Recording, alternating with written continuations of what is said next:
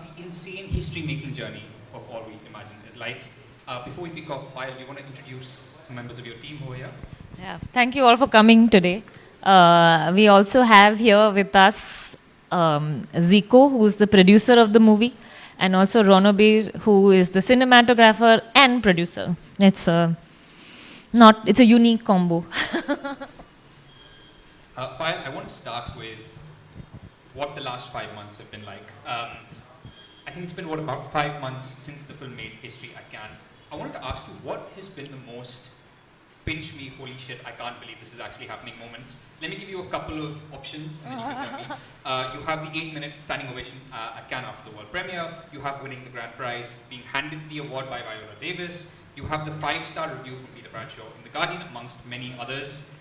You have making to the Times 100 list with a curiously penned note by Ayushmann Khurrana. You have, obviously, today we are on the eve of the grand premiere of the film at Mami at Mumbai Film Festival, and you're about to release it in India, UK, and the US. So, and that delightfully viral red carpet dancing moment, which I think we all love. So what has been the most pinch me moment amongst all of that, or is it something that I haven't even mentioned?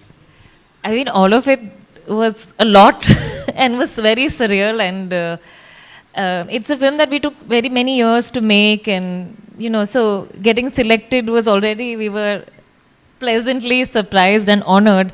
But I think all of it leads to one thing that I am the most excited still about, is that the film will release in India and people will go and buy a ticket to watch my movie. That makes me really happy. I think this is a good time for you guys to announce the India release date, if you want to do the honors. Yeah, sure. Let's go. Hi guys. Good afternoon. I'm Rana Daggubati, usually not known for films like these. But All We Imagine is Light will have a large pan-Indian theatrical release on the 22nd of November. And so one is, it's a huge honor for us to be part of this film and bring it to all of you guys. And thank you, Payal. No, thank you. Such an awesome film that you've made, and partnering with us to get this film out. No, Rana, I wanted to ask you about this wonderfully unlikely collaboration. You are someone who has in the past championed, various films. We talked about 777 Charlie, Gargi, there was Care of Kancharapalam. But, we were discussing this earlier, and I still feel a lot of those films still have a very mainstream syntax. They're still very crowd-pleasing films in a lot of ways. This is the first time that you backed and presented a true blue indie darling with Payal. So what drew you to it? What made you feel like you wanted to be part of this journey? So see, even now, after 20 years in the movies, I still fail what is independent and what is mainstream. We always had a thought where cinema that had big song and dance was the mainstream cinema, and everything that had a unique story and emotion became independent, because it was always hard to release without big stars in it, without big other names attached to it. And now I think India has gone to that phase. So like my career actually started with a film called Bommalata, which was an independent film that won national awards, but we couldn't get a theatrical release at that point. From then on, it was trying to find space for this. In India, unlike the rest of the world, there's no government grants or anything for filmmakers or art in that form. It's just always been the merit of the film and a few filmmakers that have really championed films out, right? So the few films that you mentioned earlier were really the start of many things that we did. All of them had a certain regional understanding. I mean, I come from Telugu cinema, so Care of Kancharapalam was the first film, which was, for us, an all-independent film, but the humor in that film made it slightly more mainstream. It is such a lovely film. I will say that endlessly. Thank you. But again, when I saw All We Imagine, right, to me, it was almost like watching a regular Malayalam film. To me, it was not independent in that sense, because Malayalam cinema has a storytelling or a narrative that it's used to in this style. And I just feel like with this, we're trying to break the format of how an independent film should be released in India, because it can't take the regular route of, here you go, you have a big pre-release, and then there's 30 days of promotion, and then the film's out. I think it needs a different cycle. So we started with the release in Kerala. We want to keep moving across different states. Tomorrow is the screening at Mami, and then they will follow a bunch of screenings across different states before we do a main theatre. I do really want to ask you about what you said. The idea of a different approach to a film like this. But Payal, first I have to ask the same question to you. I know that you got various phone calls from various fancy people in terms of distributing this film. So what was it about Rana that you felt that these were the right hands for the journey of this film?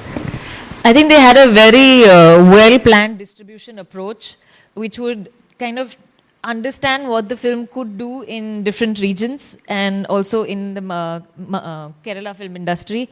So the kind of the understanding of that it's not a film that we can just release nationwide without a thought to the kind of film it is. I felt they were very sensitive to that, and I really respected that look at distribution, because distribution can be just putting some money into something and releasing it, but to really think about how to place the film correctly, I felt that they really had a great sensitivity to that. Thank you. I also have to ask you the question that I feel like you might be tired of answering at this point, which is just about the journey of the film and where it started. I've heard you talk about this in various different countries and film festivals around the world, which is a wonderful problem to have. But just talk us through where it started. I believe this film has been with you for 6 years. It's Yeah. something you were thinking about during your time at FTI. Yeah, it took a long time. It was a film that when I was a student at FTI, I was making my final diploma project. And at that time, I was in different hospital situations with 2 family members. And when you're a student filmmaker, you find everything very interesting.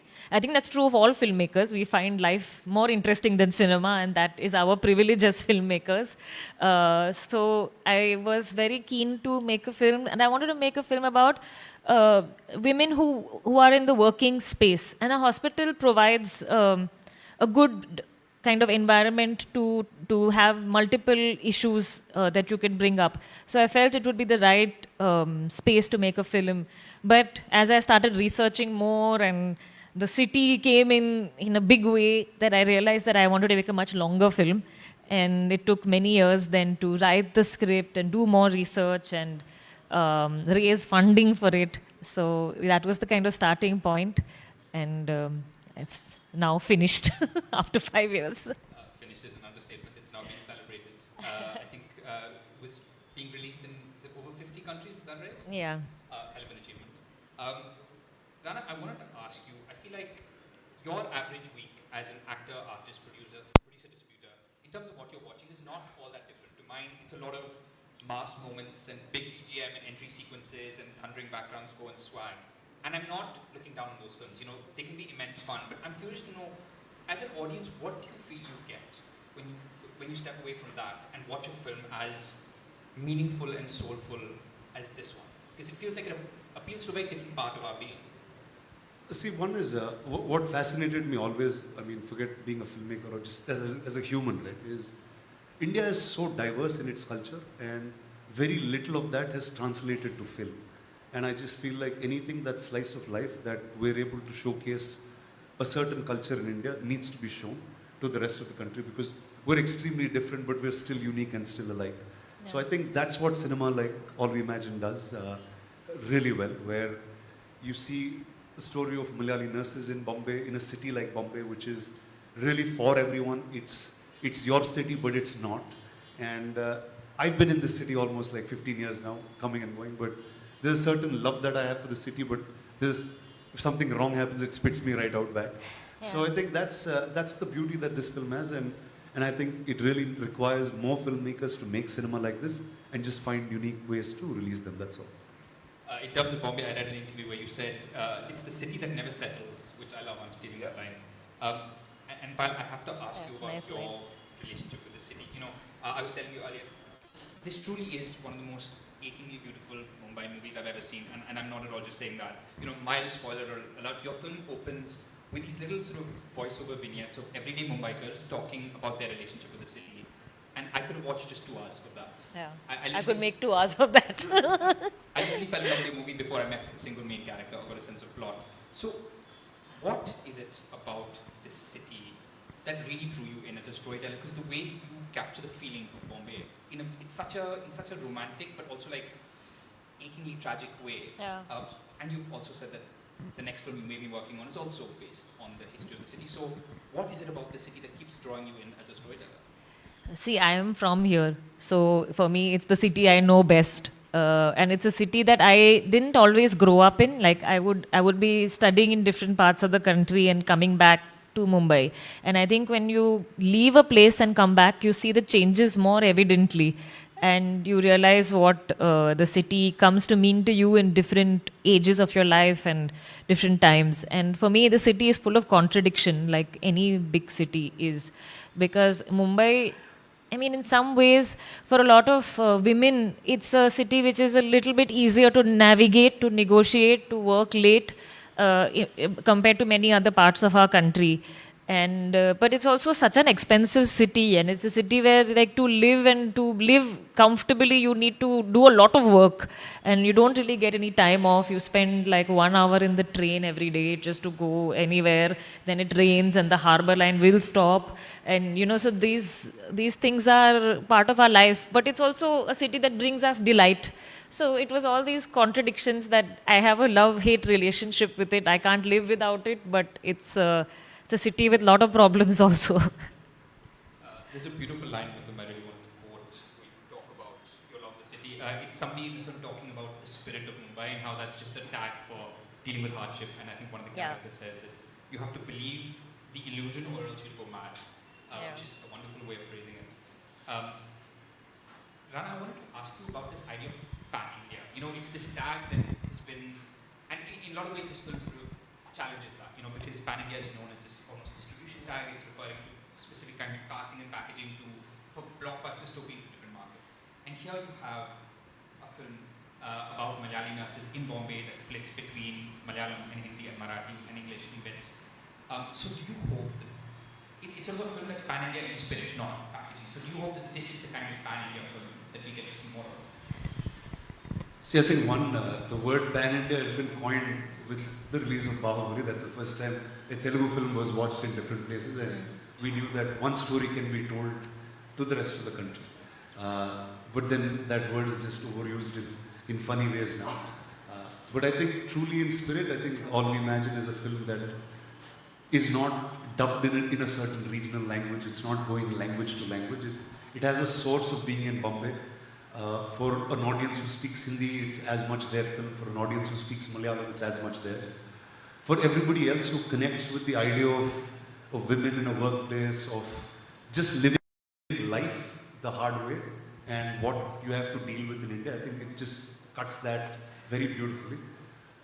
In terms of its release, I think it's probably bigger than all the pan-Indian films happening, because globally I don't think very few films get to release in as many countries as it does. And we just heard about the release in France. I don't think any Indian films has actually went out there and released in that size. But I think really India means everything, and I just feel like now is a time where boundaries have kind of blurred away, and everyone's accepting of one another much more than what we were earlier. If I say 15, 20 years ago when I first came to Bombay, no one knew where Hyderabad was, where Chennai was. You didn't know which city was what. They thought I spoke Tamil. People here used to call me, say, watch a Malayalam film and say, do you know what this means?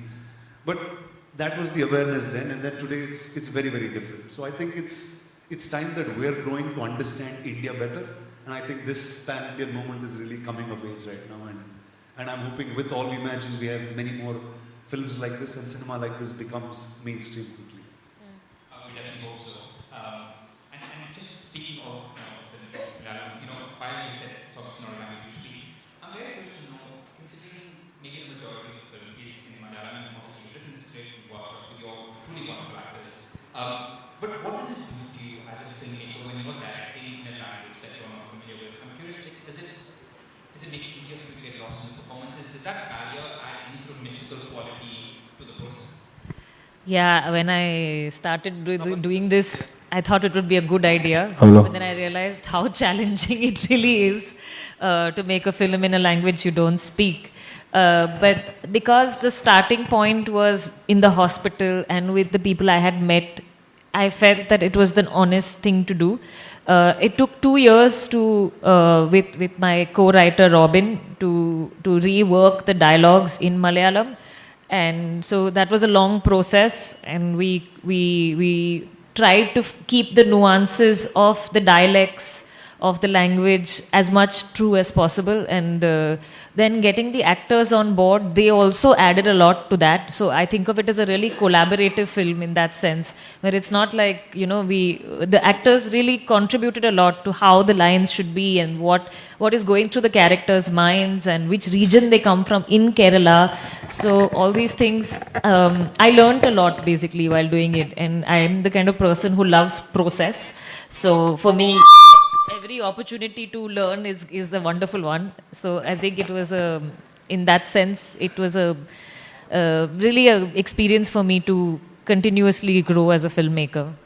But just speaking of process, you've also, you have made non-fiction-esque films in the past. And we talk a lot about how non-fiction really, the term you use is liberated you as a filmmaker to approach a fiction film. What did you mean by that? I mean, with non-fiction, there is, with fiction, there is a whole large team that comes with it, and there are a lot of people on the set. And with non-fiction, you can be a bit more just you, the camera person, and go into the streets and shoot. Now, I was struggling with how to make a Mumbai film. If I have to recreate Mumbai in a studio, I don't think I would be able to do it. So we took a lot of freedom with the kind of camera we would have. We could go into the city and shoot like documentary style. And that for me made it more, give it that feeling of, let's say, Muhammad Ali Road or shooting on the station and things like this. I don't think I have the imagination to recreate that. So in that sense, it helped me a lot to have that non-fiction freedom, Like I said, just the way you capture the city and you're telling the story of a city in the background, the characters in the background is beautiful. Rana, I have to ask you, I know you can't solve all the problems of the industry, but you are here, so I have to get your perspective. I want to talk about the uphill battle that indie films like ours have to face to get to this point. The tragedy is some of the finest films about India, from Indian filmmakers over the last few years, have to go abroad and get acclaim from Sundance or Cannes or the Oscars. For a lot of people who have to sit up and take it seriously, for a lot of us, she was the Payal Kapadia before this film. So, how do we bridge that gap and give that talent its due? See, like you just mentioned the word pan-India before. See, unlike the rest of the world where one country has one industry and you go to one place to solve all cinema problems, India, you have 20 places to solve it. Each region is almost a country of its own. Yeah. And until a few years ago, no one even spoke the same language actually in terms of understanding how to bridge those gaps. Like, for example, Telugu films landed up here because of one or two channels deciding that they just need more content and they just dubbed out Telugu films in Hindi. And on that bedrock is where all the other Bahubalis and Ghazis sat from there on. So I think now is a time where we're somewhere sensing that there is this one industry where there is some cinema that will cut across India, doesn't matter where you make it. So I think it's in that early stage, though we're 100 years old in cinema, like regionally each region has its history. But really as a cinematic nation, probably this is year 4 or year 5 for us in that sense. So I think it is an uphill battle, but I think with filmmakers like Payal, I just hope she makes more films. She's taken a long time to make this. But I hope, it's consistency and creating a habit. And once it's a habit, then I think everything changes very quickly. If you know that, okay, every month there is a film of this nature that you can watch in a cinema close to you, I think that's going to become a habit. That will become education, that will become culture for you. You'll understand the world in a much better light than what you would have otherwise. I do want to ask you about the release, but first, I wanted your perspective on that as well, because so many gems like yours within the independent circuit, are co-productions with other countries. In your case, you have French producers who have really championed it. I'm curious to know why that is for so many of these wonderful independent films, so many documentaries in the last few years while we watched all that great. They are international co-production. Is it because the ecosystem here doesn't enable production of films like this? See, as independent filmmakers, there's a challenge at every step. Even if you manage to get funding from India completely, like for example, Natesh Hegede's film his first film, Pedro, was financed in India itself. But the next step is distribution. How do you put it out there and where does it get shown?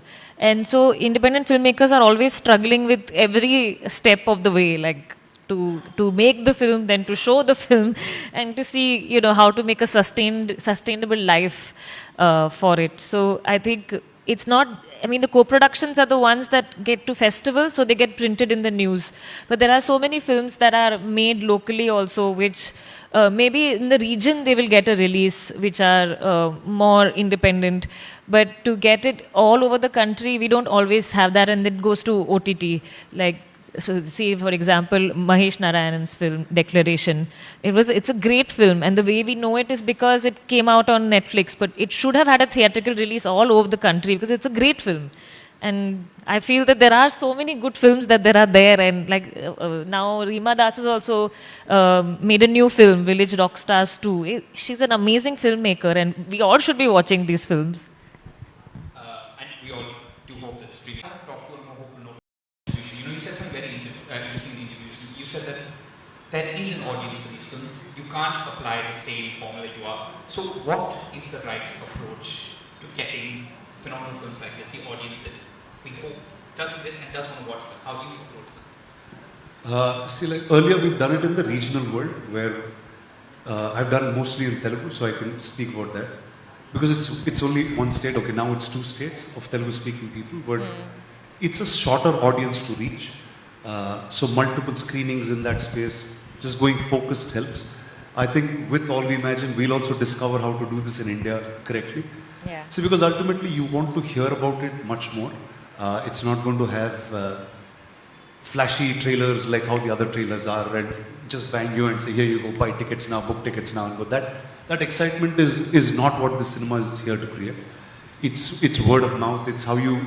See, today we have one Mami that's popular and maybe one festival in Goa. But if every state has its festival and there's a provision to show these films over a period of time, I think that's the right way to do it, where people hear about it way in advance before you actually get to cinema. So I think we'll keep evolving that strategy. I think with All We Imagine, we've first said that, okay, organically it's Malayalam, so let's do the Malayalam release first, get it out in Cochin, then move state by state, and now we're in Bombay because that's organically the second language that's in the film. And I think we'll go across the country, and I think the film will somewhere tell us, see, like the screening in Kerala, like we were very unsure what that means. We didn't know how to release it. But the second we just put it in that screen, in 2 minutes it closed up the screening, and then they suddenly called and said, can we add more screens? So you know there is an excitement for it. That means there is a definite audience for it. We just have to go and find it. Yeah. So I think that's, and like I said, if you can find a way to create a habit, and all these fine people here are going to help us do that around from now on. No, for questions in a second. While I want to end with you, you've said that the title of your film obviously alludes to hope and possibility. You've said it's a title